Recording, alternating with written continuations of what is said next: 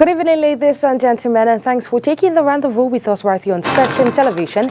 It is the 8 p.m. bilingual newscast. Making news tonight, spokesperson for the 25th General Assembly of the Alliance for Peace Transition has accused several members of betraying the coalition's manifesto. Well, this claim highlighted deepening rifts within the political alliance. Details will be yours in tonight's edition of the 8 p.m. bilingual newscast. December 11, 2021, December 11, 2024, Samuel Eto'o is 3 years into his mandate as president of the Cameroon Football Federation. What has been his achievements and drawbacks? Cameroonians will weigh in on this matter. As news guest tonight, Makeda Lydie Newton, best presenter of a TV magazine at the Cameroon Television Awards. She's here to share her story. This and many more will be yours in tonight's edition of the 8 p.m. bilingual newscast. Good evening to you, Makeda Lydie. Bonsoir, Oni Ladonnette. Bonsoir, Léla. Bonsoir. Most definitely, we will be listening to Makeda in the course of the newscast. Ladies and gentlemen, tonight's news opens in the French language with you, Léla Renganzeux. Good evening. Bonsoir à vous, Oni Ladonnette. Mesdames, bonsoir. Monsieur, bonsoir. Et merci d'être avec nous. Il est 20h sur les antennes de Spectrum Télévision, c'est le journal.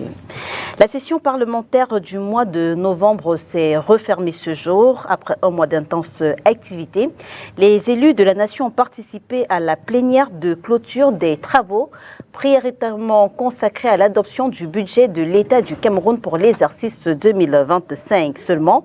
Pour cette dernière plénière, les élus se sont donné rendez-vous au siège nouvellement inauguré de la Chambre basse du Parlement. Olivier Bouzique. Après son inauguration le 30 novembre dernier, députés et membres du gouvernement ont participé ce 11 décembre à la toute première plénière qu'accueille le nouvel hémicycle. Il s'agit de la plénière de clôture de la session de novembre 2024 qui aura été riche et très dense en termes de volume d'activité, notamment l'examen et le vote de 13 projets de loi dont l'importante loi de finances portant budget prévisionnel de l'État du Cameroun pour 2025. Ce dernier, tel qu'exprimé, amendé et voté par vos élus, se chiffre à 7 milliards 700 millions de francs CFA. En attendant la promulgation par le président de la République, il me semble utile de rappeler au gouvernement que la balle sera désormais de son côté quant à l'exécution du budget de ce budget. Le PAN a invité le gouvernement à veiller à l'exécution réelle de ce budget en relevant les nombreux défis qui pointent à l'horizon.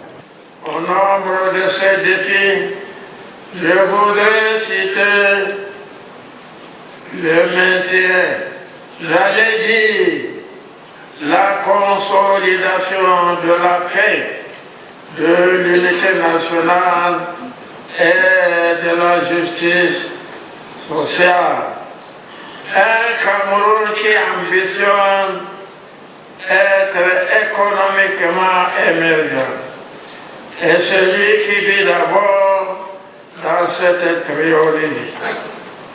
Paix, unité et justice sociale. De façon spéciale, et ce n'est qu'un rappel, l'élection présidentielle se profile à l'horizon.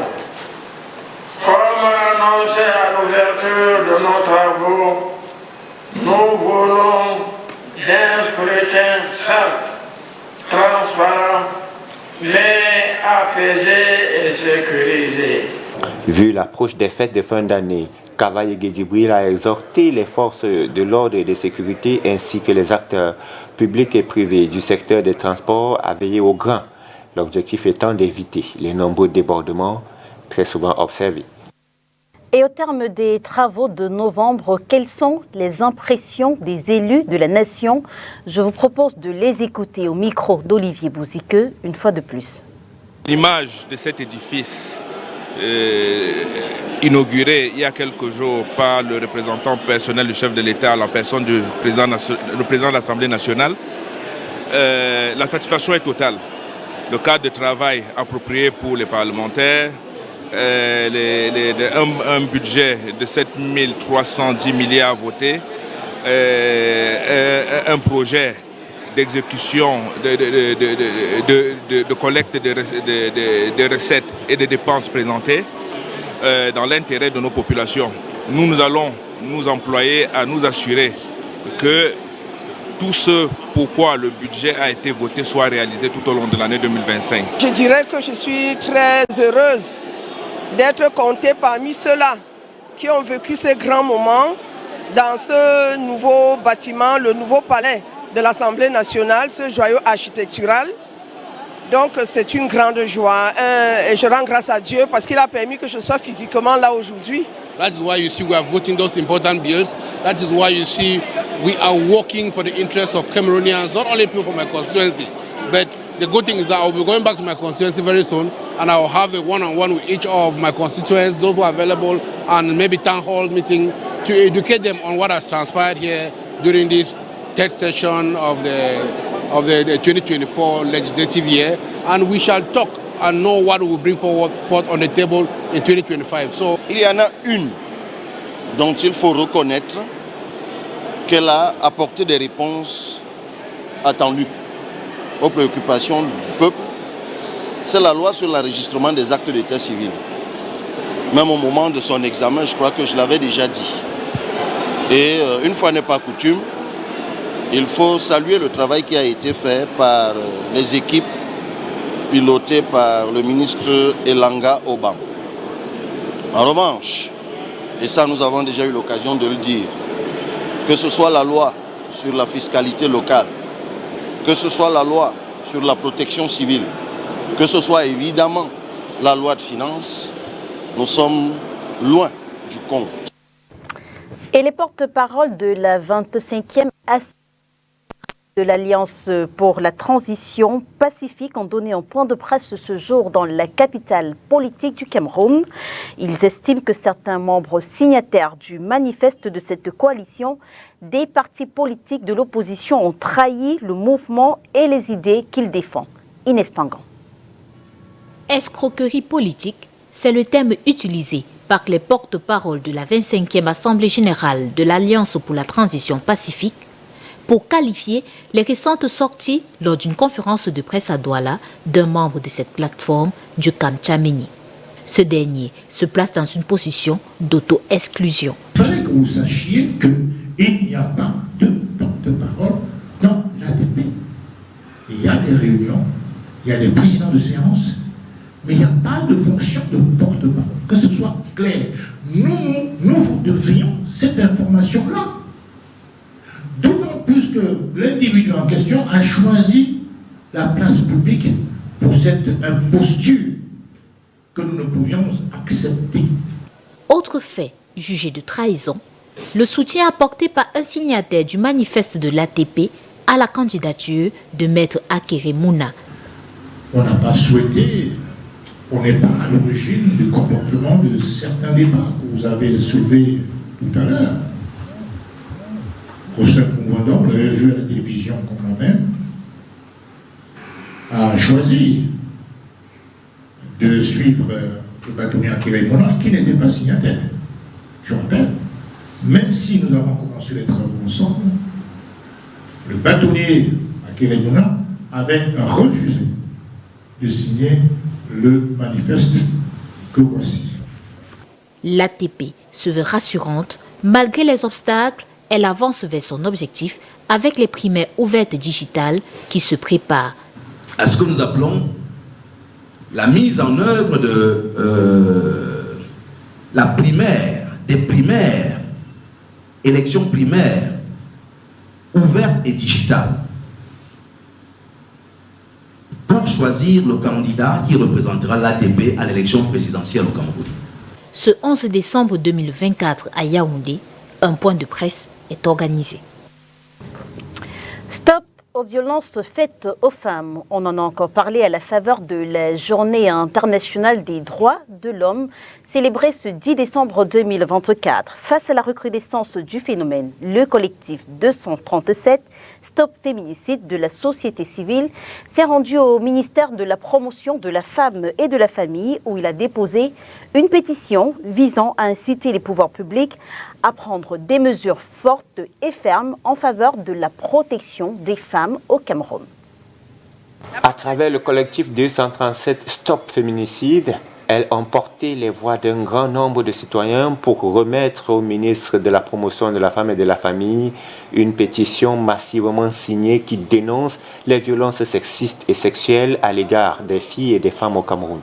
Plus de 1000 personnes. Nous sommes actuellement à 1025 signatures qui ont été faites, principalement des Camerounais. C'est de montrer l'intérêt, mais aussi l'attachement que les gens ont concernant la cause des femmes et des filles au Cameroun, mais aussi de montrer aux autorités que nous sommes engagés sur le terrain. Il y a des personnes au-delà de nous en tant qu'organisation qui travaillons sur le sujet. Le grand public également est touché par cette question des féminicides au Cameroun et également souhaite des réformes pour un changement périn et des mesures concrètes. Leur pétition est intitulée « Urgence du renforcement du système de protection des droits des femmes au Cameroun ».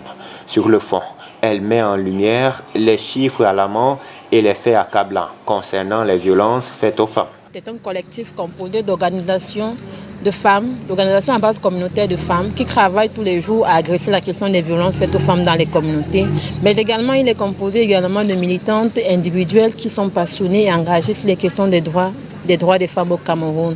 Et donc, c'est un collectif qui a été mis en place ici, là, non seulement pour porter et organiser notre travail sur le plaidoyer qu'on porte sur la lutte contre les féminicides, mais aussi pour permettre à ce que, en termes de statistiques concernant les violences faites aux femmes, mais surtout les féminicides, l'on ait notamment des données actualisées pour pouvoir justement quantifier, mais également comprendre l'urgence de ce problème dans nos communautés. Les multiples dénonciations ont abouti à l'initiation d'un avant-projet de loi cadre contre les violences sexistes et sexuelles porté par le MINPROF. Sauf que beaucoup reste à faire. Nous ne voulons pas des promesses vaines, nous voulons des promesses concrètes. Et au-delà de ce projet, il y a également d'autres recommandations que nous avons faites, notamment sur la création d'une cour spécialisée sur le traitement des violences intrafamiliales, mais aussi la création des refuges pour les femmes et les filles dans toutes les 10 régions du pays.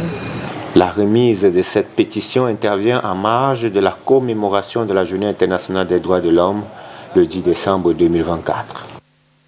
Et dans la capitale économique du Cameroun, nous avons tendu notre micro à quelques habitants pour avoir le regard qu'ils posent sur la recrudescence des cas de violences faites aux femmes. Je vous propose de les écouter, mais attention, vous risquez d'être choqués. De plus en plus, on constate que des hommes pensent dans leur mentalité, je pense dans le commun des Bantous, quand ils ont l'habitude de le dire, des Bantous qu'il faut à tout prix s'imposer en faisant soit de la violence morale ou psychologique auprès des femmes. Et par la suite, nous avons un élément très important que la société est en train de perdre, c'est-à-dire les valeurs chrétiennes. La majorité des entreprises ou bien dans nos écoles même, le fait d'éradiquer la moralité, le fait si vous le permettez, le fait également de ne pas prendre en considération l'amour du prochain peut être l'un des éléments qui encourage les hommes et encourage également le taux de féminicide au Cameroun. Cette violence est due du fait que beaucoup de personnes, beaucoup de femmes de nos jours sont plus sérieuses. Il y a beaucoup de femmes qui veulent être peut-être avec un homme, 2 hommes, 3 hommes. Et d'autres personnes n'arrivent pas à supporter cela. Vous pouvez vous rendre compte, un homme peut dire, bon moi, ça c'est ma femme. Et mettre la femme au petit soin. Mais à un moment donné, l'homme se rend compte que derrière lui, il y a peut-être encore 2 personnes qui entretiennent vraiment les mêmes relations avec la femme. Donc c'est ça qui cause vraiment beaucoup de ce genre de contexte d'inféminicide.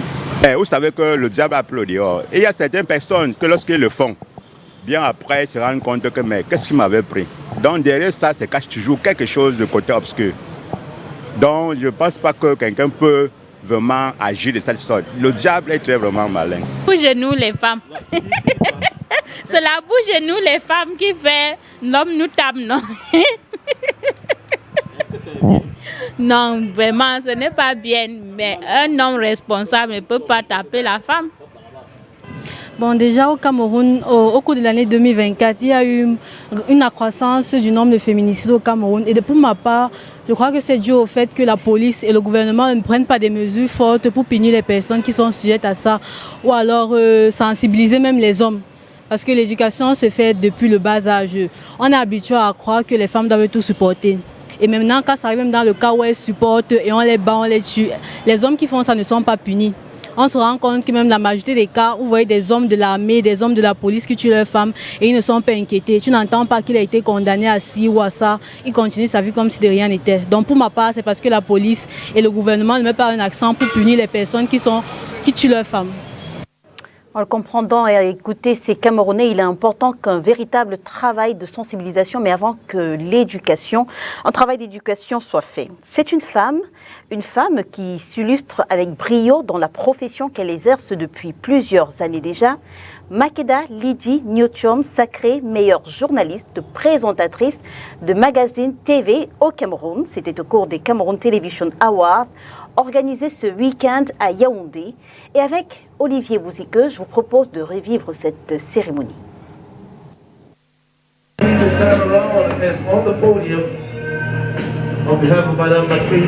En direct du Palais des Sports de Yaoundé, le monde entier assiste au sacre de Spectrum Télévision. À travers son directeur, le top management se réjouit du travail abattu.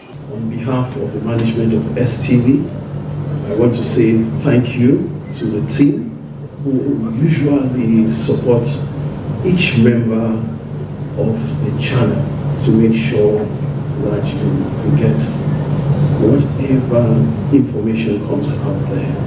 Lydie Makeda, l'une des journalistes seniors de la télévision, face à des concurrentes de qualité, s'est distinguée dans la catégorie meilleure journaliste présentatrice de magazines.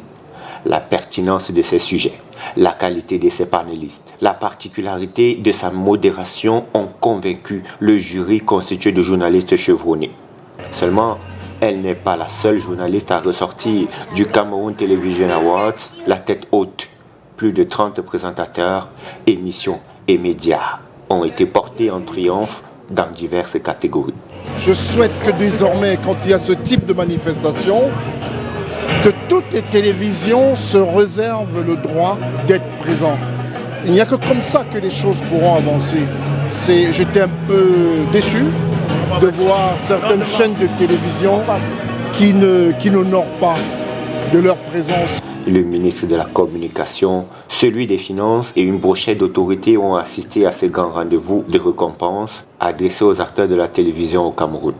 Cette deuxième édition a répondu aux attentes des pouvoirs publics. Je crois qu'il faut soutenir cette initiative de Mme Bodian.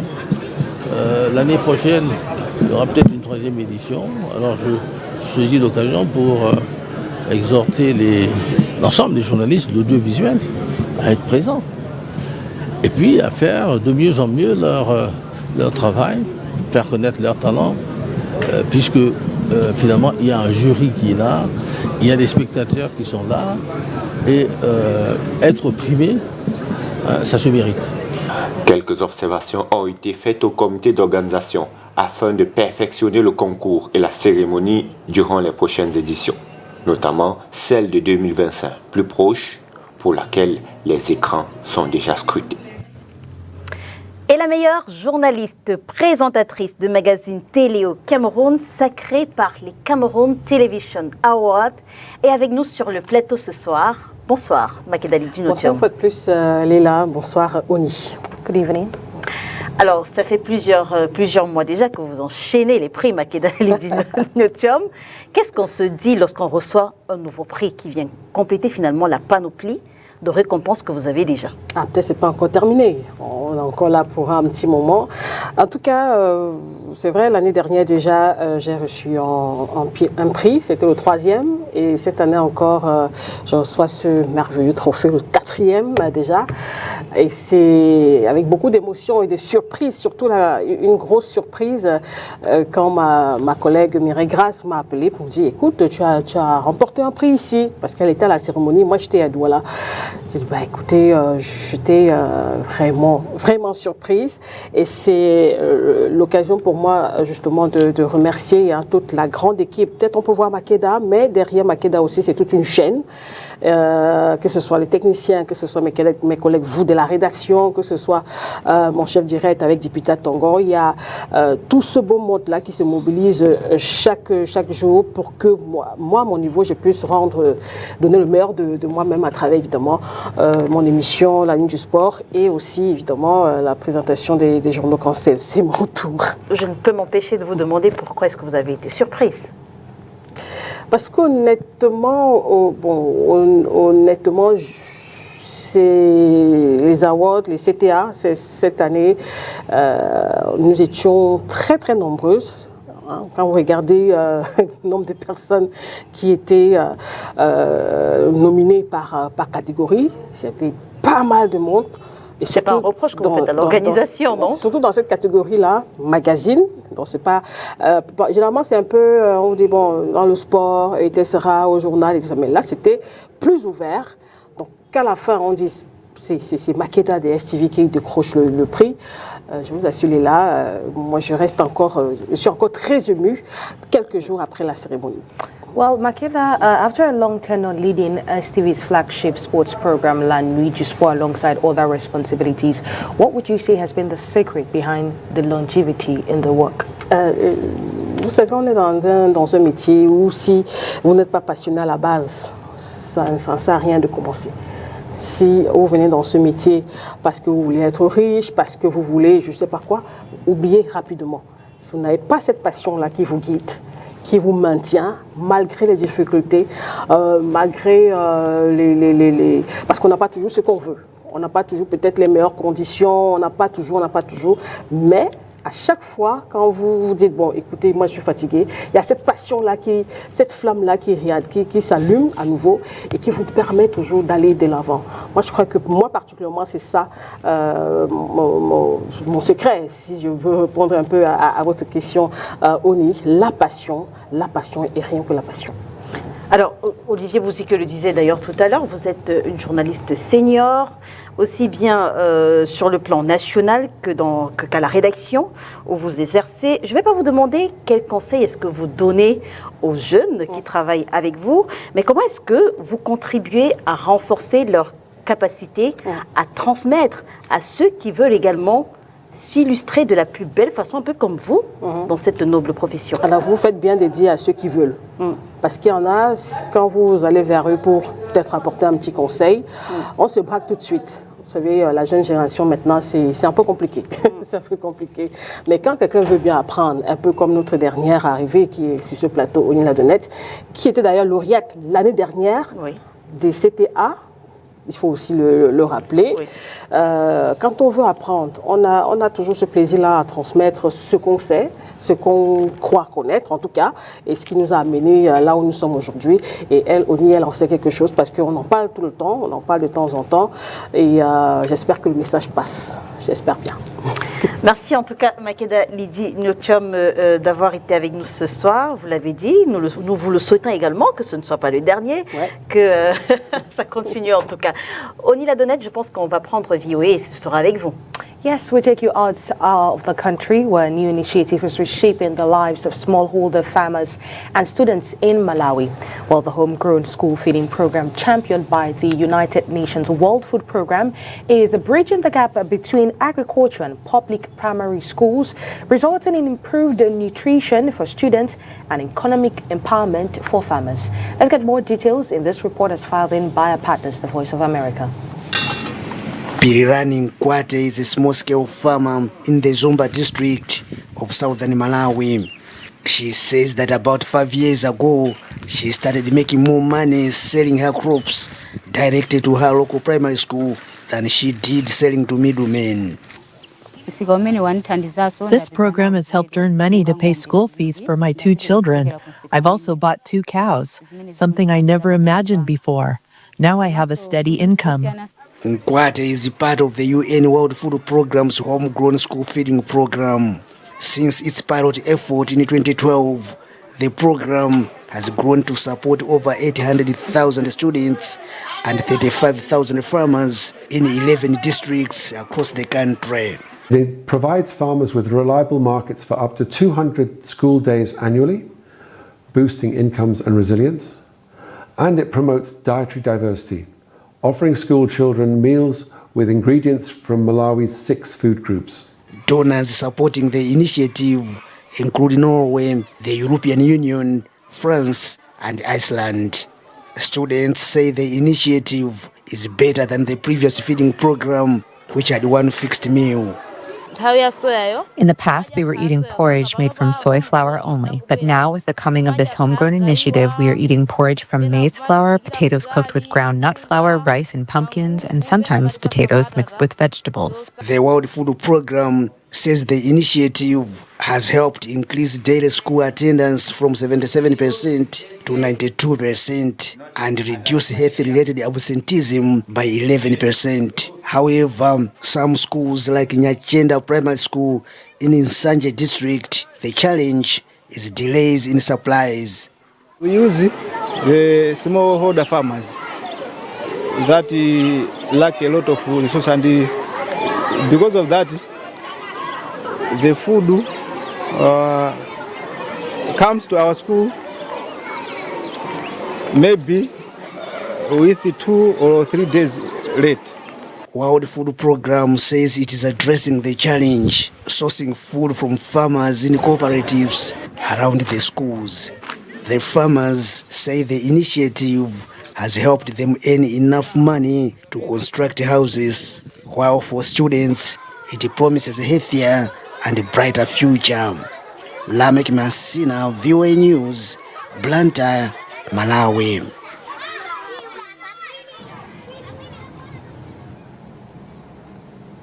Fecafoot has today, 11 December 2024, highlighted Samuel Eto'o's achievements 36 months since he became the president of the Cameroon Football Federation. While this includes substantial financial boost for clubs as well as the national teams. Let's get more details in this report. The Cameroon Football Federation has released a list of Samuel Eto'o's achievements 36 months into his presidency. This 14-point document, published this December 11, highlights the significant strides made under Eto'o's leadership as he celebrates his 3rd years. Fecafoot explains that Eto'o's tenure has seen substantial financial boost for clubs and players. Grants to Elite 1 clubs have increased from 11 million CFA francs to 48 million, and Elite 2 clubs now receive 14 million CFA francs, up from 7 million CFA francs. Bonuses for the Cameroon champion have more than doubled, and the Cameroon Cup winners' prize has also seen a significant rise. Players' salaries have been standardized, with male footballers now earning between 100,000 and 200,000, and pre-training allowances introduced for the first time.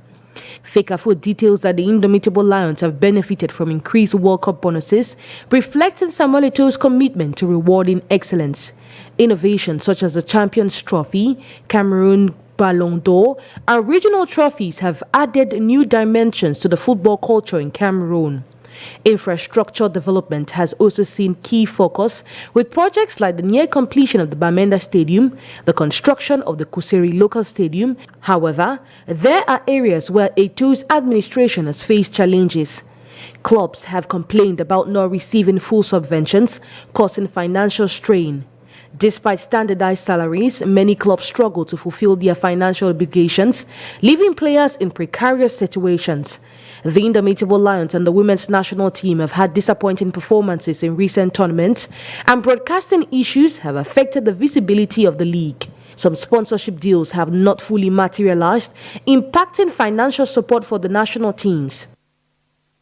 Puts an end to tonight's edition of the APM Bilingual Newscast. Do have a wonderful night in the company of our programs. Good Good night to you, Leila Rengazu.